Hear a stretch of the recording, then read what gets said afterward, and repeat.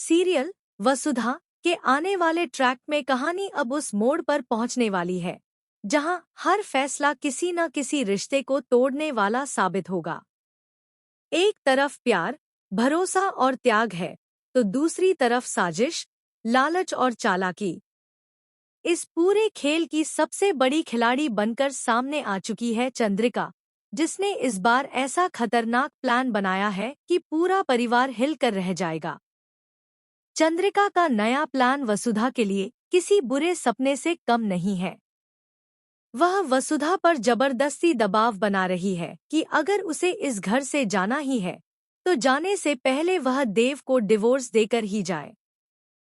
यह शर्त वसुधा के लिए बेहद कठिन है, क्योंकि देव सिर्फ उसका पति नहीं बल्कि उसका सहारा और उसका भरोसा भी रहा है।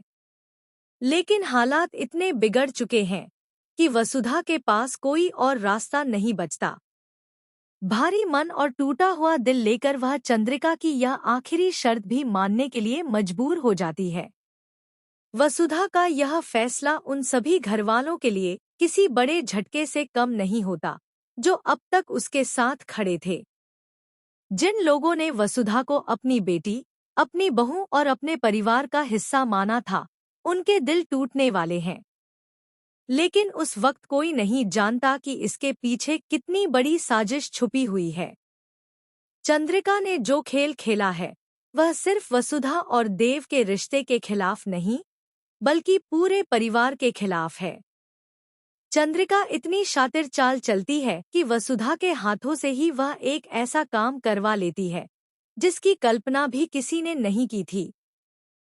वसुधा के नाम से देव की तरफ से एक लीगल डॉक्यूमेंट चंद्रिका के पास भेज दिया जाता है। उस डॉक्यूमेंट में साफ लिखा होता है कि देव अपने ही घर में अपनी आधी प्रॉपर्टी का हिस्सा मांग रहा है। जैसे ही यह कागज घरवालों के सामने आता है, पूरा परिवार सन्न रह जाता है।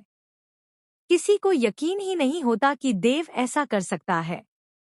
देव के पिता को इस बात का सबसे बड़ा झटका लगता है।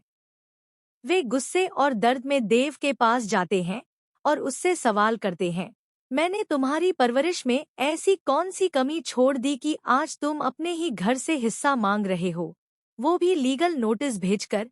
यह सवाल देव के दिल को चीर कर रख देता है, क्योंकि उसे खुद नहीं पता कि यह सब हो कैसे रहा है।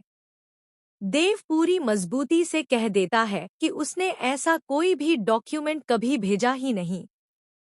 वह